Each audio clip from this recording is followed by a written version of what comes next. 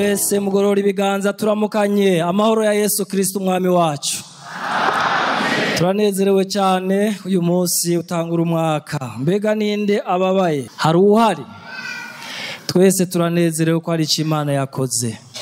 Hari icyo Imana yakoze. Bwira uwo mwicaranye hari icyo Imana yakoze.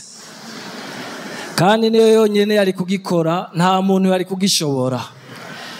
None rero mu munezero dufise turagomba gukoresha umwanya neza mu gushimira Imana. Imbere yuko tubandanya mbanze by'ukuri shimira umungere w'ishengero n'inama rongoye kuri kano kanya keza bampaye. Imana ibahezagire. Hanyuma namwe bw'ishengero ndabashimire ko tugiye gufatikanya kumva ijambo ry'Imana, gusangira ivyo Imana yaduteguriye kandi mu ntango z'umwaka ku itarike itangura.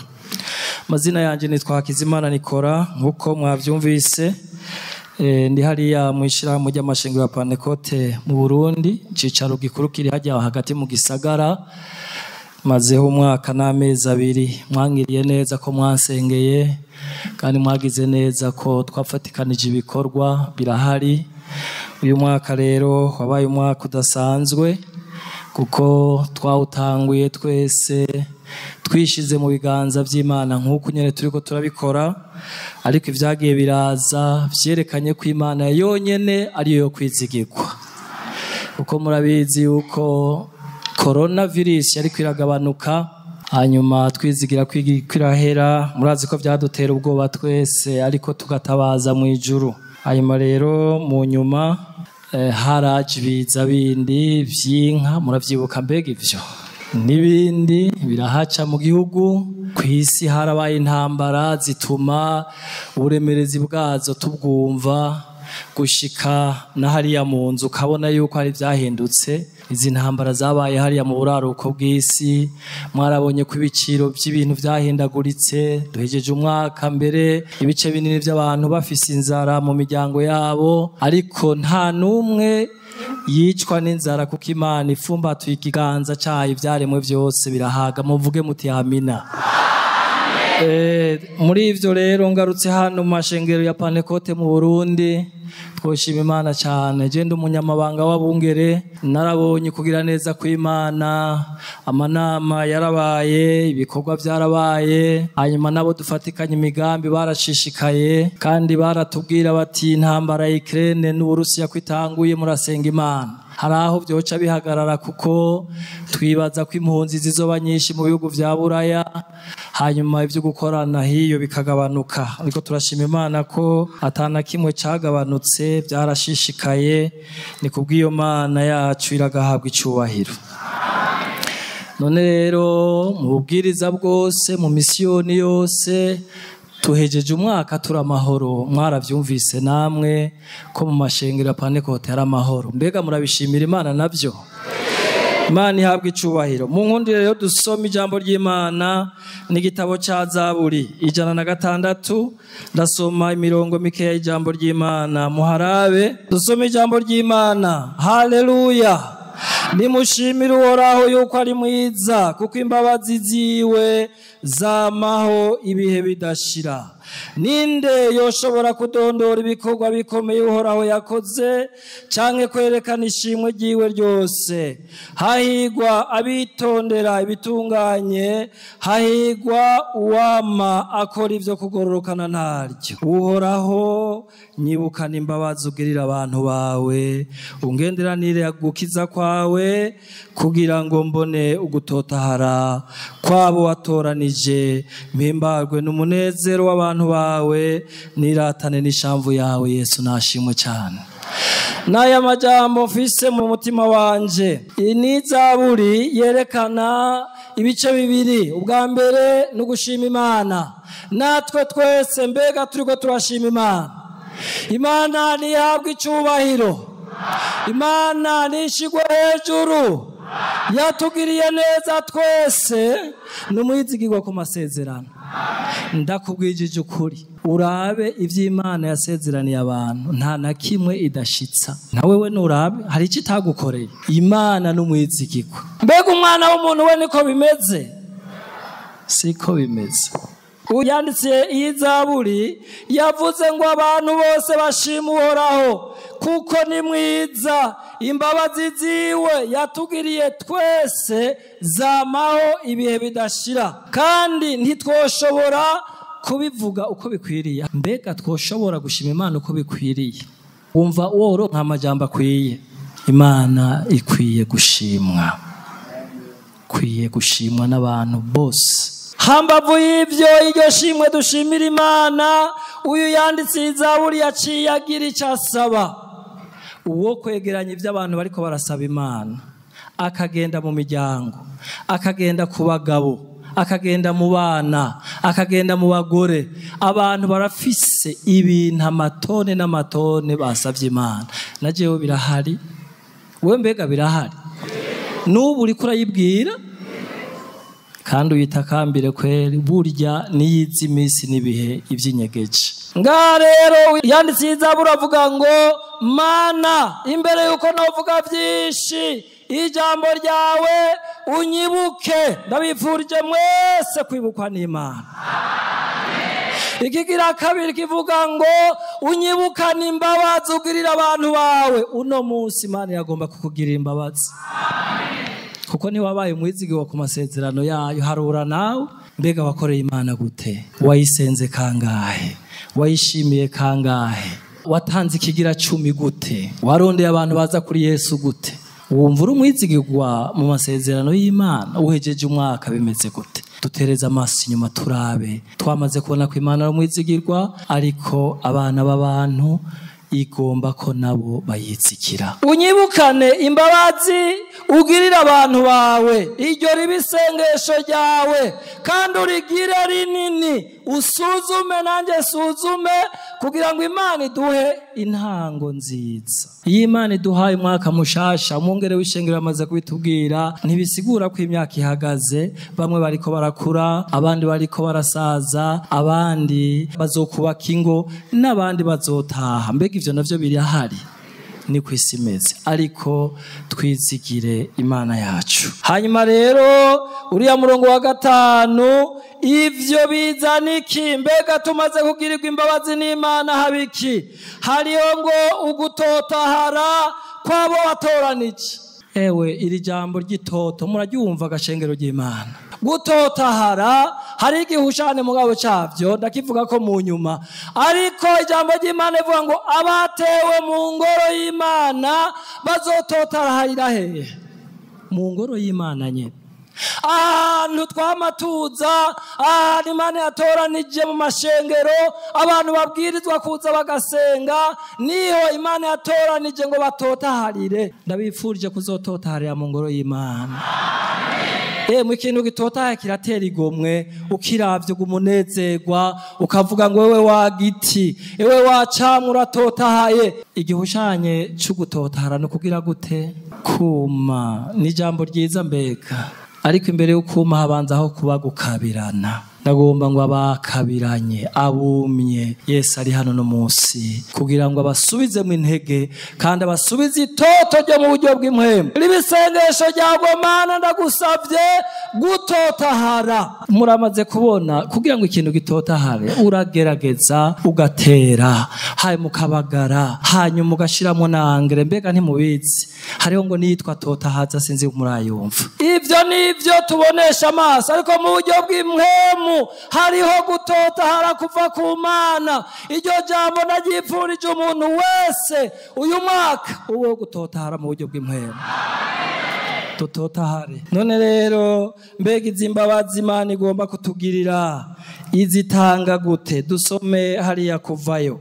Hari umuntu ari hano Imana iza kugirira imbabazi, kandi aza kugira umunezero mwinshi cyane atahanye imbabazi z'Imana. Kuvayo muri biriya bitabo Mose yanditse, Kuvayo igice ca 5 ca 3 mu ntunge, turaza gusomaho mirongo mikeya kuvayo gice ca 3 umurongo wa mbere dushikane kuri 5. Imana yiyereka Mose mu gisaka caka umuriro. Ico gihe Mose yaragira umukuku w'intama za Yetiro sebukwe umuherezi w'Imidiyani aturukiriza umukuku hirya y'ubugaragwa ashika ku musozi w'Imana Horebu. Umumarayika w'Uhoraho amubonekera mu rubeya rw'umuriro uva hagati mu gisaka c'amahwa.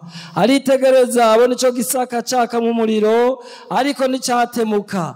Mose arivuganya ati hinge nkikame ndabe karya katabonetse menye igituma igisaka kidatemutse. Uhorahabonye yuko akikamishwa no kubiraba. Imana imuhamagara iri hagati muri ico gisaka iti Mose Mose, aritaba ati sabwe. Iramubwira iti reka kwegera hano kandi kura inkweto mu birenge vyawe kuko aho hantu hagaze arahera. Imana ishimwe cyane. Uyu n'umukozi w'Imana yitwa Mose yaciye mu bihe bigumye. Imana imushira mu ishuri, hanyuma amaze gushika ahantu hitwa Imidiyani yaravuye ku kirimba kwa Faraho. Mbere batubwira ngo yari umugenerale akomeye, ariko acishwa bugufi kugira ngo yige iki gikorwa c'Imana gisigura. Amaze gushika hari Imidiyani acaronka akazi gatoya. Mvuze ngo akazi kameze gute? Gato. Cha wibaza umuntu yahora ari generale agaca ahabwa kuragira intama, nazo nyene atari gwiwe zande zasebukwe.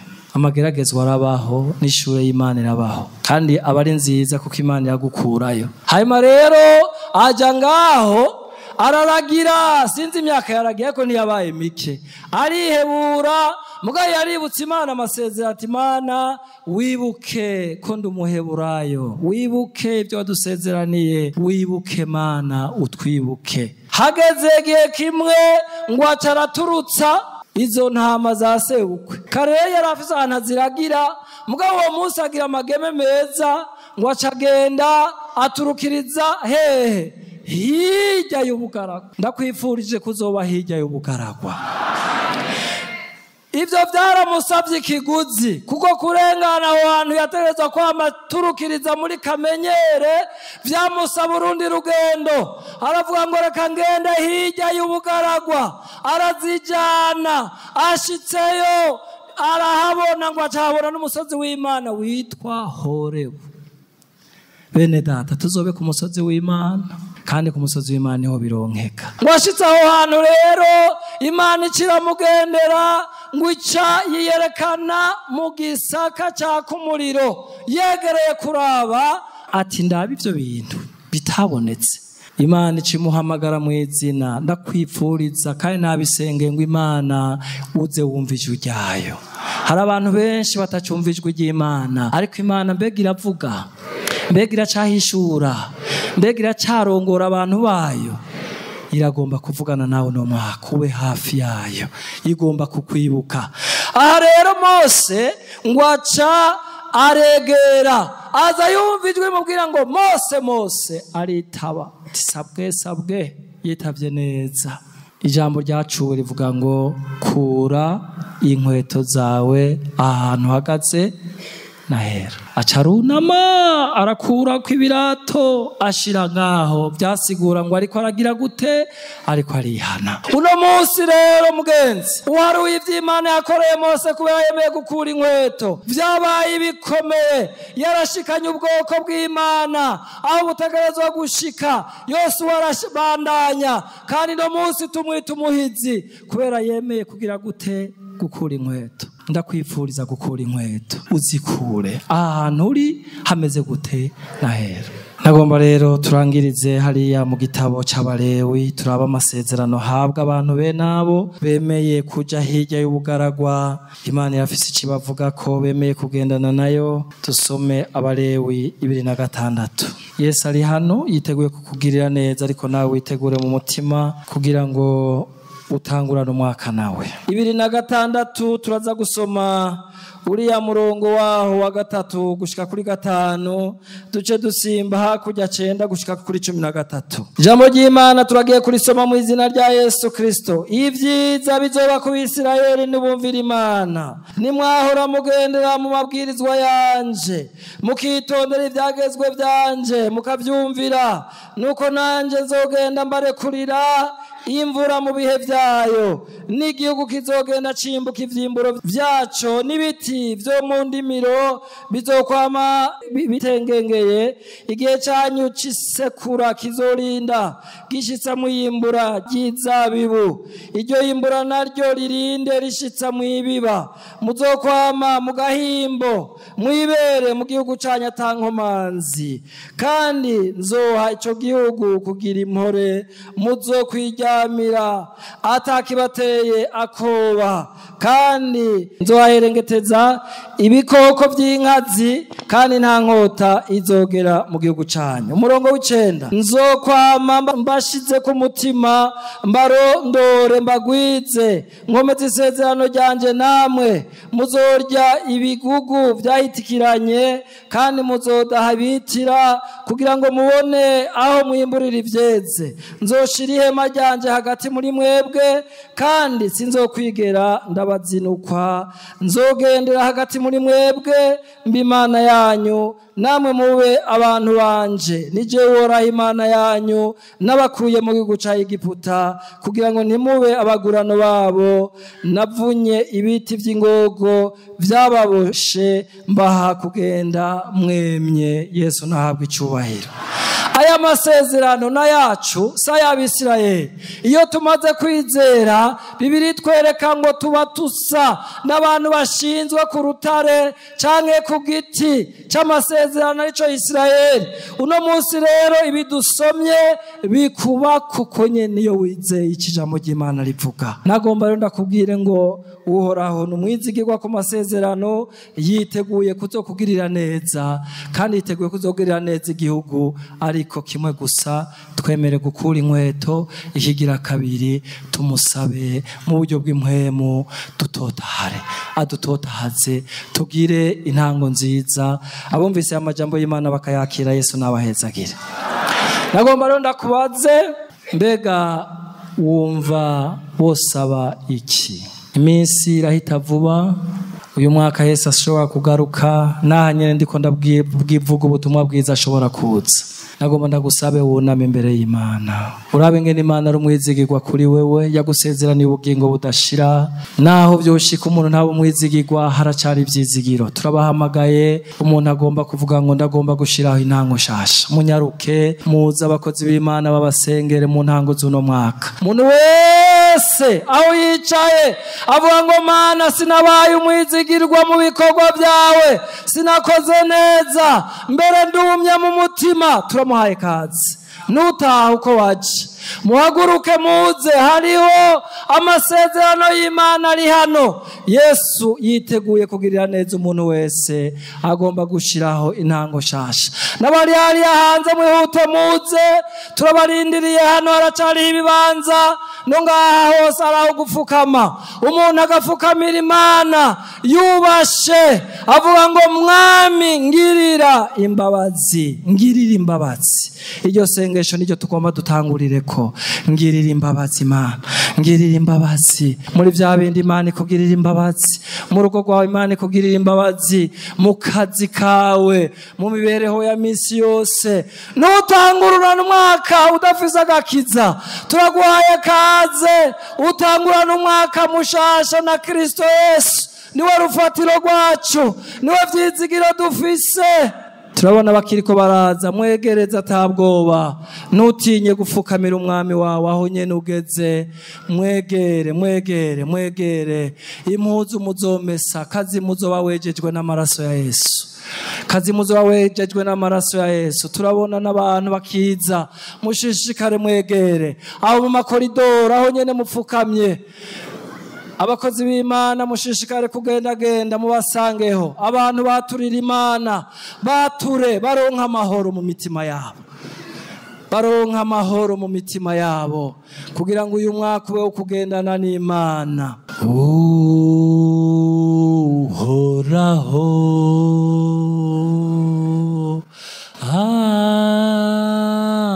abazigame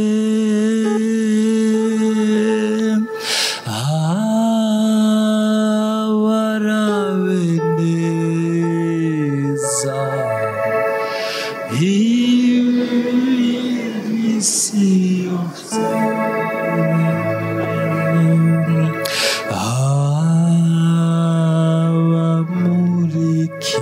abamurikishe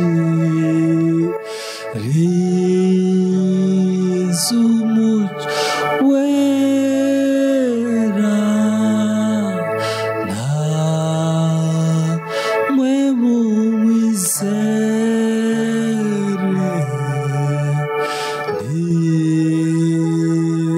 nimutezure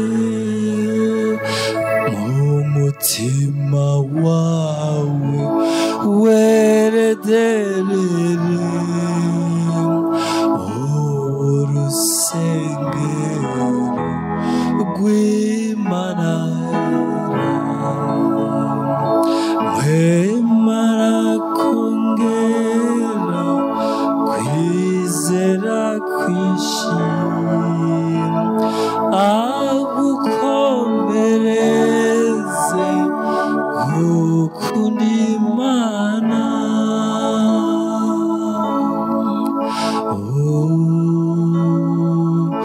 Uhoraho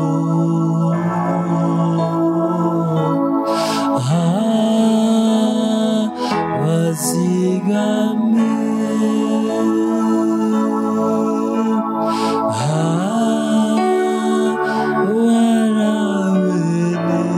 abarabeneza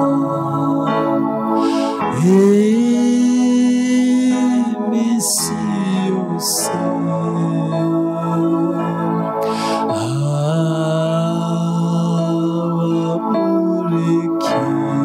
abamurikishe rizumuco wera namwe mumwizere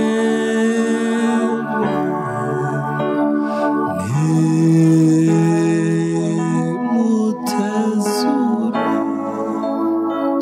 Aho ushishikare kwatura twagomba dusabe umwungere w'ishengero abasabire imbabazi ku Mana. Mana data wa twese, turagushimiye ko iri jambo ryawe ari jambo rikomeye. Mose aravuga ngo nimushimire Uhoraho ko ari mwiza, ko imbabazi ziwe zamaho ibihe bidashira. Hari ibyo yari yaciyemwo, hari ibyari byaramugoreye hariya muri Egiputa, hari ibyari byaramugoreye hariya i Midiyani, hari ibyo yari yumvise wa munsi Imana yamumenya mu izina ikamuhamagara. Haleluya. Arabivuga aravyandika ngo nimushimire Uhoraho ko ari mwiza. None rero aba bantu bumvise ijwi ryawe, umuntu wese arafise uko yakumvise, arafise uko yagenze, arafise ahantu yakosheje yahushije atakoze uko ugomba. Yumvise ijwi ryawe rivuga ngo haguruka uvuge bya bindi imbere y'Imana. Haleluya. Baragomba kubibuka ariko bamaze gutunganya ubugingo bwabo. Mana girira imbabazi aba bantu mu ntango z'uyu mwaka, girira imbabazi aba bantu wongere umuhagire, girira imbabazi aba bantu batakabi bahinduke babivyaremwe bisha, bongere bare mu gitigiri c'abakubaha, ubandike ubundi busha, ubandike mugiranira amasezerano mashasha ko muzogendana muri uyu mwaka, ko bazokubera abana nawe ukaba Imana yabo, kuzoba umuvyeyi wabo, kuzobarongora, ko bazokwemerera mpwemu yera, umukozi w'umwizigirwa adahusha kubarongorera mu nzira igororotse. Mana girira imbabazi aba bantu, natwe abakozi bawe turabasengeye, turabarambiza ku biganza, ucishe bugufi abafise ubwibone, uzure abapfuye mu buryo bw'impwemu, wongere ugumishe amaboko n'amaguru aregarega mu izina rya Yesu Kristo. Ibihe byo guhembuka nibize bivuye mu nyonga z'Imana, ubugingo bw'impwemu nibwongere bududubize mu bantu bawe, ivyizigiro bigaruke mugendane bari mu bugingo. Mana urakoze, turabigushimiye, tubasengeye gutyo mu izina rya Yesu Kristo umwami n'umukiza wacu, amen. Twagomba rero dufata umwanya mwiza dusengere ibintu bibiri. Ubwa mbere ni ukwiragiza Imana, tuze turongorwe na mpwemu w'Imana. Birakwiye ko tutahura neza ko iki gihe tugezemwo ata muntu yogishobora adafise mpwemu uhoraho. Nagomba umuntu avuga ati, mwami, imbere yuko ngira ibindi byose nsaba, ndahagaze imbere yawe, nyuzuza inkomezi. Ivyo tuzohura mu mwaka ni byinshi, ariko ndagomba inkomezi zo kubinesha. Uhaguruke dusenga Imana, kandi tuduze ibiganza byacu imbere y'Imana. Tugomba gusaba inkomezi kugira ngo tuzonezereze Imana. Mwami tumanona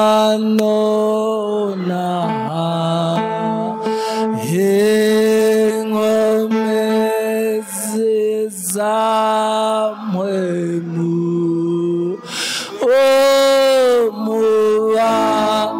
umubatizo